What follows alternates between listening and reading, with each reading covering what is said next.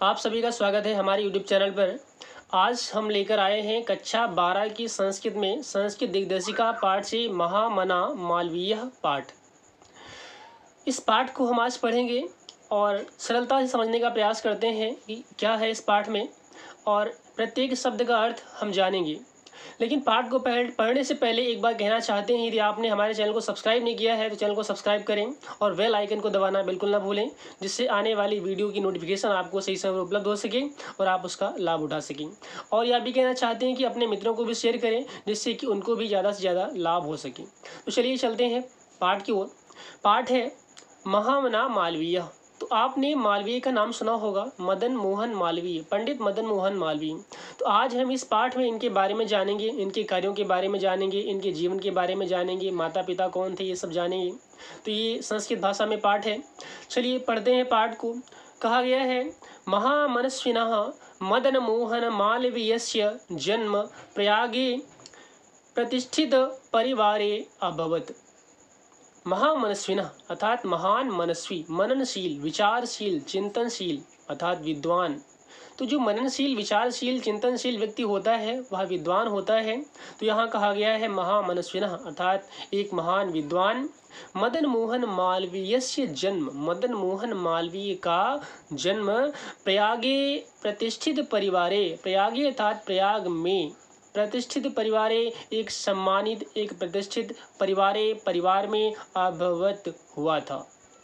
आगे कहा गया है, अस्य पिता पंडित व्रजनाथ मालवीयः संस्कृतस्य सम्मान्यः विद्वान आसीत्। अस्य पिता, इनके पिता कौन? तो कहा गया पंडित व्रजनाथ मालवीय। तो इनके पिता का नाम क्या कहा गया है?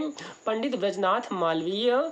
संस्कृतस्य सम्मान्यः विद्वान आसीत्। संस्कृतस्य, संस्कृत की, सम्मान्य सम्मानित, आदरणीय क्या थे? विद्वान आसीत्, विद्वान आसीत् मतलब थी।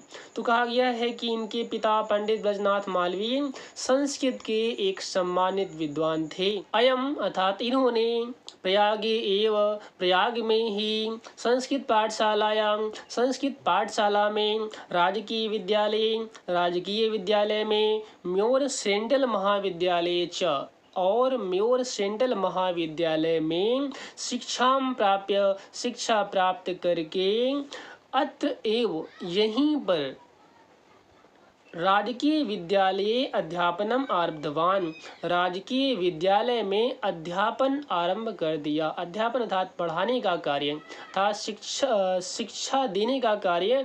तो यहाँ लिखा हुआ है कि इन्होंने सेंट्रल महाविद्यालय में शिक्षा प्राप्त की, संस्कृत पाठशाला में शिक्षा प्राप्त की, और सेंट्रल महाविद्यालय जो राजकीय विद्यालय था उसमें भी शिक्षा प्राप्त की।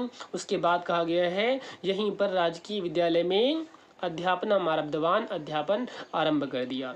फिर कहा गया है, युवकः मालवीयः, युवक मालवीय ने स्वकीयेन प्रभावपूर्ण भाषणेन जनानां मनांसि अमोहयत्। युवक मालवीय ने स्वकीयेन अपने प्रभावपूर्ण भाषणेन, अपने प्रभावशाली भाषणों से, जनानां मनांसि लोगों के मन को, अमोहयत मोह लिया अर्थात लोगों के मन को आकर्षित कर लिया। अतः अस्य सुहृदः तम प्राड्विभाग पदवीं प्राप्य देशस्य श्रेष्ठतरां सेवां कर्तुं प्रेरितवन्तः। अतः इसलिए अस्य सुहृदः, इनके सुहृदों ने, इनके शुभ चिंतकों ने, अथवा कह सकते हैं इनके मित्रों ने, तम उनको, किनको? मदन मोहन मालवीय को, प्राड विभाग पदवीं प्राप्य, प्राड विभाग पदवी अर्थात वकालत की पदवी, एक वकील की पदवी को प्राप्त करके देश की श्रेष्ठतरां सेवां कर्तुं, श्रेष्ठतर उच्चतर सेवां कर्तुं, सेवा करने के लिए, प्रेरितवन्तः प्रेरित किया। आगे कहा गया है, तदनुसारम अयम विधि परीक्षाम उत्तीर्य प्रयागस्थे उच्च न्यायालये प्राड विभाग कर्मं कर्तुम आरभत। तदनुसारम, उसके अनुसार। जब मित्रों ने ऐसा कहा तो उनके कहने पर कहा गया है तदनुसारम, उनके अनुसार। अयम, इन्होंने विधि परीक्षा उत्तीर्य, विधि परीक्षा वकालत की परीक्षा, तो कहा गया है जो वकालत की परीक्षा उसे उत्तीर्ण करके प्रयाग स्थित, प्रयाग में स्थित उच्च न्यायालय, उच्च न्यायालय में, आपको मालूम है कि प्रयाग में उच्च न्यायालय है जिसे हाईकोर्ट भी कहा जाता है, तो उच्च न्यायालय में प्राण विभाग कर्म कर तुम आरभत, वकालत का कार्य करना आरंभ कर दिया, शुरू कर दिया। फिर कहा गया विधि प्रकृष्ट ज्ञानेन मधुरालापेन उदार व्यवहारेण च अयम शीघ्रमेव मित्राणां न्यायाधीशानां च सम्मान भाजनम अभवत्। तो विधि प्रकृष्ट ज्ञानेन, अब विधि का अर्थात जो कानून है उसका प्रकृष्ट ज्ञानेन, उसका प्रकृष्ट ज्ञान होने से, उसका बहुत ही अच्छा ज्ञान होने से, मधुरालापेन, और मधुर आलाप, मधुर वाणी, मधुर भाषा, और उदार व्यवहारेण च अयम, और उदार व्यवहार से अयम यह शीघ्रमेव, शीघ्र ही क्या हुआ, मित्राणाम न्यायाधीशानाम च, मित्राणाम न्यायाधीशानाम अर्थात मित्र और न्यायाधीशों की भी सम्मान भाजनम अवध, सम्मान के भाजक हो गए, सम्मान के पात्र हो गए, अर्थात अपने मित्र और न्यायाधीश के लिए भी सम्मान के पात्र बन गए। किस कारण से, क्योंकि इन्हें जो कानून है उसका विशेष ज्ञान था, प्रकृष्ट ज्ञान था, और उनकी जो वाणी थी, उनकी जो आलाप था वो बड़ा मधुर था, और उनका जो व्यवहार था बड़ा उदार था। इन कारणों से वो अपने मित्र और न्यायाधीशों के मध्य में बड़े ही सम्मान के पात्र बन गए।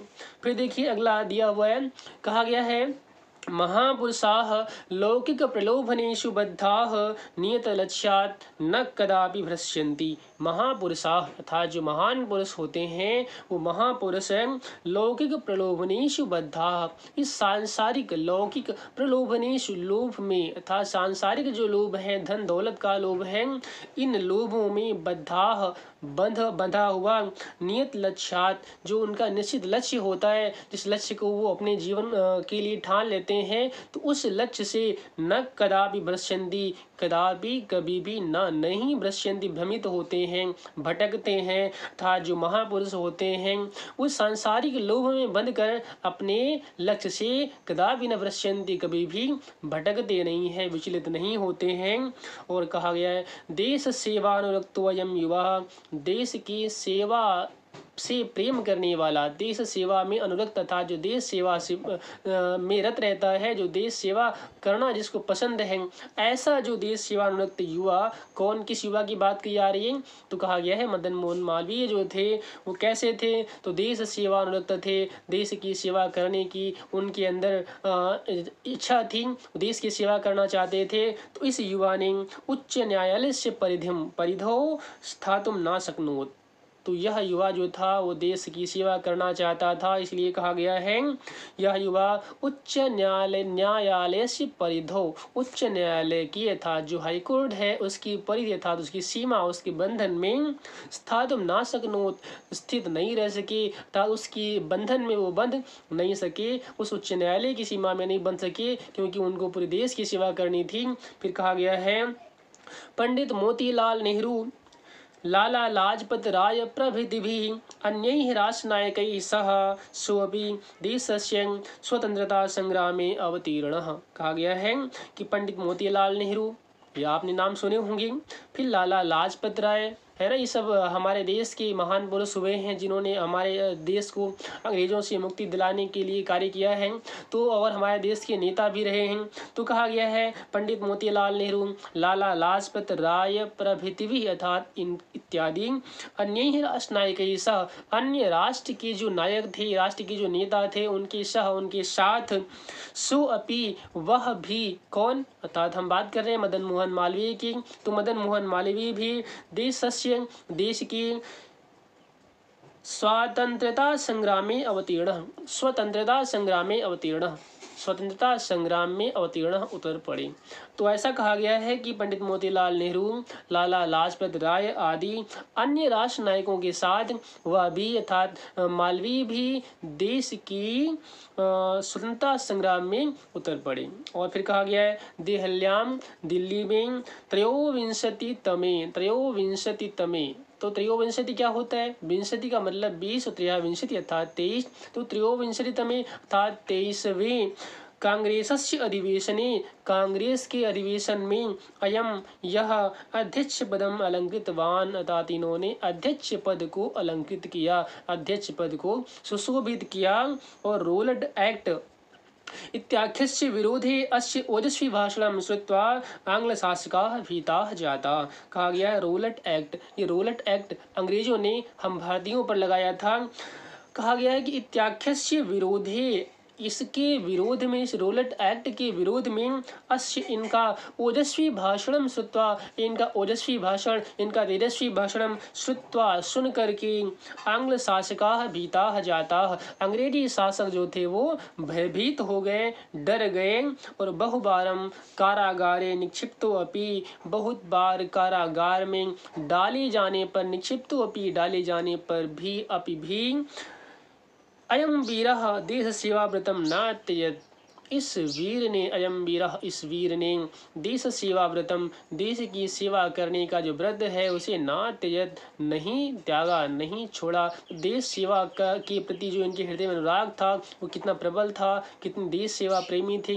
और देश की सेवा करने के लिए पहले कहा गया कि ये जो है वकालत का कार्य करने लगे, लेकिन उस सीमा में इसलिए नहीं रह सके क्योंकि ये पूरे देश की सेवा करना चाहती थी। उसके बाद हमने देखा कि इन्होंने रोलट एक्ट के विरोध में भाषण दिया। इस भाषण से जो अंग्रेज थे वो डर गए और इन्हें जेल में डाला, कई बार जेल में डाला। और फिर भी जो है अपने अंदर जो देश की सेवा करने का जो इच्छा थी इनकी, उस सेवा कार्य से वो बिल्कुल डरे नहीं और निरंतर उस कार्य में लगे रहे। हमें आशा है ये पाठ आपको समझ में आया होगा। तो आज के लिए बस इतना ही, और आगे कुछ शेष बचा हुआ पाठ जो है उसको हम फिर अगली कक्षा में पढ़ेंगे। तब तक के लिए आप सबसे कहना चाहेंगे यदि आपको हमारे ये लेसन समझ में आते हैं तो अपने मित्रों को शेयर करें, और अब चैनल को सब्सक्राइब नहीं किया है तो चैनल को सब्सक्राइब कर लें और बेल आइकन को दबाना बिल्कुल ना भूलें, जिससे आने वाली वीडियो की नोटिफिकेशन आपको सही समय पर उपलब्ध हो सके।